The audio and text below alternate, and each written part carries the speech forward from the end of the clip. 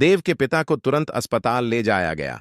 Doctors ने बताया कि उन्हें गंभीर हार्ट अटैक हुआ है और अगला 24 घंटा बेहद अहम होगा। देव अस्पताल के बाहर बैठा था, सिर झुका हुआ, आंखों में बेबसी का सागर। वसुधा उसके पास आई, उसके हाथ कांप रहे थे।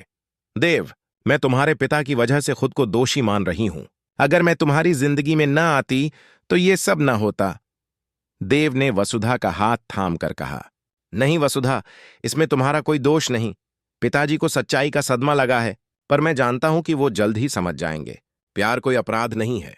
अंदर आईसीयू के बाहर खड़े डॉक्टर बार बार देव से कह रहे थे, हमें शांत माहौल चाहिए। किसी भी तरह का तनाव उनके लिए खतरनाक हो सकता है। पर जब प्रताप सिंह को होश आया, उन्होंने अपनी आंखें खोलीं और सबसे पहले पूछा, क्या वो शादी पूरी हुई? देव चुप था।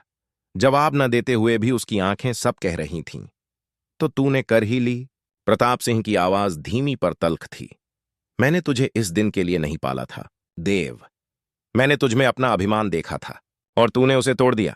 वसुधा दरवाजे के पास खड़ी थी, चाहकर भी अंदर नहीं आ पा रही थी। उसकी आंखें लाल थीं, लेकिन वह देव के पिता के लिए भगवान से दुआ कर रही थी। घर लौटने के बाद रिश्तेदारों ने आग में घी डालने जैसा काम किया। कोई बोला, वसुधा तो देव के लिए मनहूस साबित हुई, तो कोई बोला, शादी करते वक्त भी उसने अशुभ लक्षण दिखाए थे। देव सब सुनता रहा, पर एक शब्द नहीं बोला। उसके भीतर गिल्ट और गुस्सा दोनों जल रहे थे। उसने सबको चुप कराते हुए कहा, वसुधा मेरी पत्नी है और जो उसका अपमान करेगा वो मेरा भी करेगा। पर ये शब्द उसके पिता के दिल को और तोड़ गए। उन्होंने अपने कमरे का दरवाजा बंद कर लिया और किसी से बात नहीं की।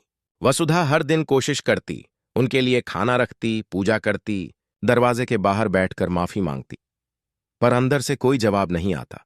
एक शाम जब देव देर से लौटा, वसुधा ने धीमी आवाज में कहा, देव, अगर आपके पिता हमें कभी स्वीकार नहीं करेंगे तो क्या तुम खुश रह पाओगे? देव ने जवाब दिया, मेरा सुख तुम्हारे साथ है, पर मेरा चयन उनके आशीर्वाद से ही है।